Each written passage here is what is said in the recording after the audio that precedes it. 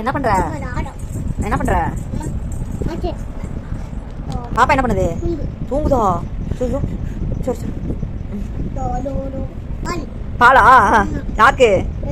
பாப்பாக்கா? பாப்பாக்கு பாலா? சரி பால்.